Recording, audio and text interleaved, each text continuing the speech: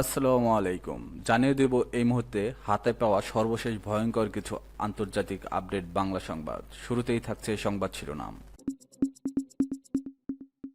শুরুতেই জানিয়ে দেব মুসলিম বিদ্বেষের বহিঃপ্রকাশ, মার্কিন ভ্রমণ নিষেধাজ্ঞার নিন্দা ইরানের।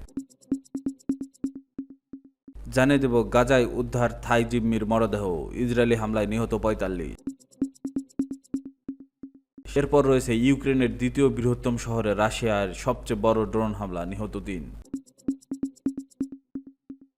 সর্বশেষ থাকছে যুদ্ধবিরতির আগের রাশিয়া ইউক্রেনের পাল্টাপাল্টি ড্রোন হামলা।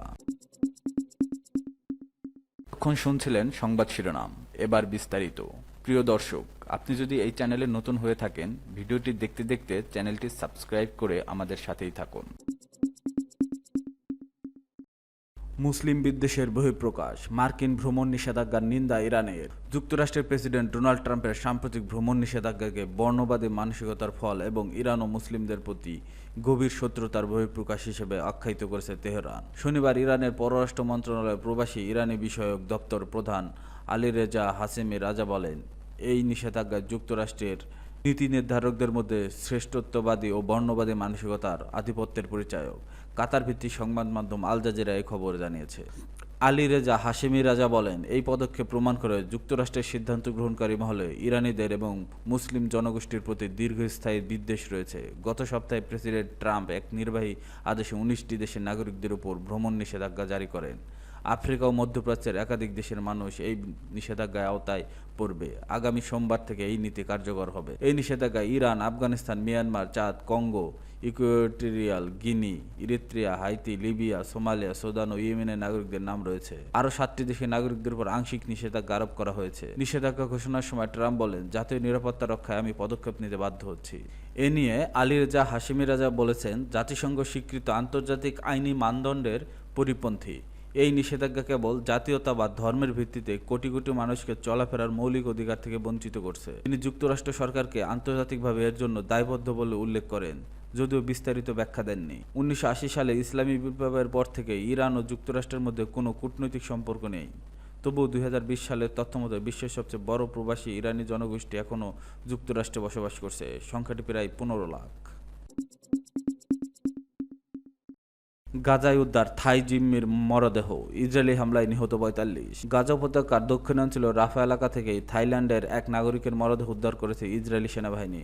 ওই ব্যক্তি ২০২৩ সালের ৭ অক্টোবর হামাসের হামলার সময় অপহৃত হয়েছিল। শনিবার বিষয়টি নিশ্চিত করেছে ইসরায়েলের প্রতিরক্ষামন্ত্রী ইসরায়েল কাৎজ। ব্রিটিশ বার্তা সংস্থা রয়টার্সের এই খবর জানিয়েছে। অপহৃত কৃষিকর্মী নাটাপং পিন্টাকে হামাস ঘনিষ্ঠ ফিলিস্তিনি সশস্ত্র গোষ্ঠী মুজাহিদিন ব্রিগেডস জীবিত অবস্থায় অপহরণ করে হত্যা করে বলে জানিয়েছে ইসরায়েল। তার মরদেহ পরিবারের কাছে হস্তান্তরের জন্য প্রস্তুত করা হয়েছে।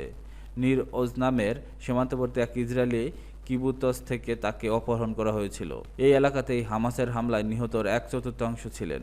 একই হামলায় আরও ২ ইসরায়েলি আমেরিকান নাগরিকদের মরদেহ গাজা থেকে উদ্ধার করেছে ইসরায়েল, যাদেরকে অপহরণের পর হত্যা করা হয়েছিল। মুজাহিদিন ব্রিগেডস এ বিষয়ে কোনো মন্তব্য করেনি। তাদের আগের অবস্থান অনুযায়ী তারা জিম্মিদের হত্যা করার কথা অস্বীকার করে আসছে। তবে ইসরায়েল বলছে এখনও তারা এক বিদেশি নাগরিকের মরদেহ আটকে রেখেছে। বর্তমানে গাজায় ৫৫ জন জিম্মি রয়েছে বলে জানিয়েছে ইসরায়েল, যাদের মধ্যে মাত্র ২০ জনের জীবিত থাকার সম্ভাবনা আছে। এদের মধ্যে শিরি বিবাস ও তার ২ শিশুপুত্রকে হত্যা করে মুজাহিদিন ব্রিগেডস, যাদের মরদেহ মার্চ মাস শেষ হওয়ার ২ মাসব্যাপী অস্ত্রবিরতির সময় ফিরিয়ে দেওয়া হয়। অস্ত্রবিরতি ভেস্তে যাওয়ার পর ইসরায়েলের পুরো গাজা জুড়ে অভিযান জোরদার করেছে। যুক্তরাষ্ট্র, কাতার ও মিশরের মধ্যস্থতায় নতুন অস্ত্রবিরতির প্রচেষ্টা এখনও ব্যর্থ। শনিবার গাজা জুড়ে ইসরায়েলি বিমান হামলায় অন্তত ৪৫ জন নিহত হয়েছে বলে জানিয়েছে স্থানীয় চিকিৎসকরা। গাজা শহরের সাবরা এলাকায় একাধিক ক্ষেপণাস্ত্র হামলায় কমপক্ষে ১৫ জন নিহত ও ৫০ জন আহত হয়। ইসরায়েলি হামলার লক্ষ্য ছিল একটি বহুতল আবাসিক ভবন, তবে আশপাশের বাড়িগুলো ব্যাপক ক্ষতি হয়েছে। ইসরায়েলি সেনাবাহিনী তাৎক্ষণিকভাবে এই নিয়ে কিছু জানায়নি, তবে তারা গাজার জাবালিয়া এলাকায় খালি করতে নির্দেশ দিয়েছে। তাদের দাবি, সেখান থেকে রকেট ছোড়া হয়েছে। গাজার স্বাস্থ্য মন্ত্রণালয় জানিয়েছে, অঞ্চলটির হাসপাতালগুলোতে মাত্র ৩ দিনের জ্বালানি মজুত রয়েছে এবং ইসরায়েল আন্তর্জাতিক সংস্থাগুলো জ্বালানি প্রবেশে বাধা দিচ্ছে। ইউক্রেনের দ্বিতীয় বৃহত্তম শহরে রাশিয়ার সবচেয়ে বড় ড্রোন হামলা, নিহত ৩। ইউক্রেনের দ্বিতীয় বৃহত্তম শহর খার্কিভে রাশিয়ার সবচেয়ে বড় ড্রোন হামলায় অন্তত ৩ জন নিহত এবং আরও ২১ জন আহত হয়েছে। শহরটির মেয়র ইহোর তেরেকভ এ তথ্য জানান।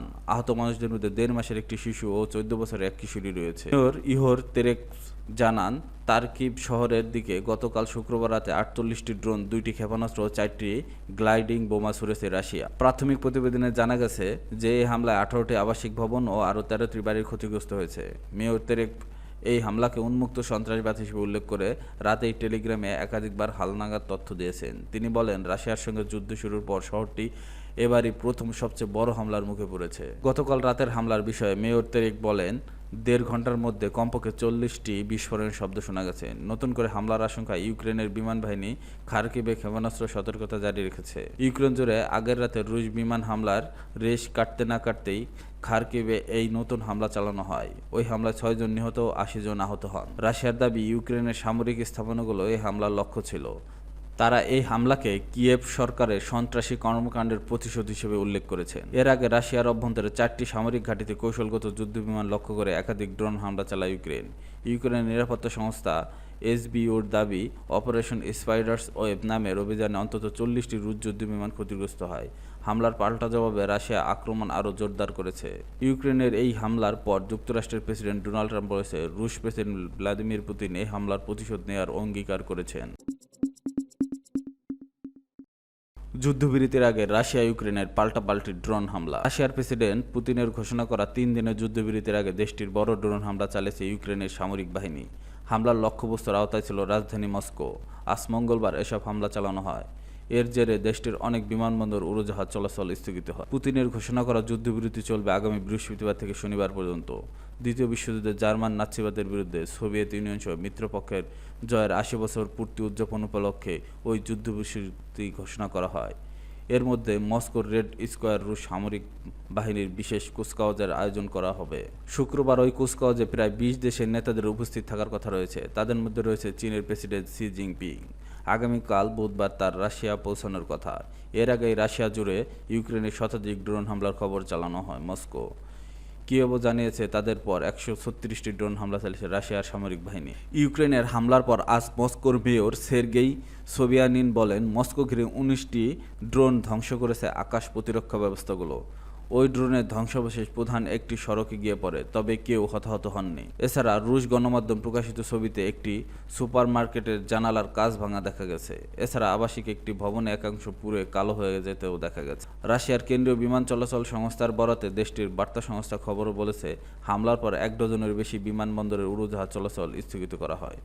এর মধ্যে মস্কোর 4টি বিমানবন্দর রয়েছে, তবে শহরের প্রধান সেরেমেতিয়েভো বিমানবন্দরে তেমন প্রভাব পড়েনি। হামলায় সেবা বিঘ্নিত হয় ভলভোগ্রাদ ও নিঝনি নেভোগ্রোদ শহরের বিমানবন্দরে। এদিকে রাশিয়ার ভোরোনেজ ও পেনজার গভর্নররা জানিয়েছে, আজ এই 2 অঞ্চলে যথাক্রমে 18 ও 10টি ইউক্রেনের ড্রোন ধ্বংস করা হয়েছে, এতে কেউ হতাহত হননি।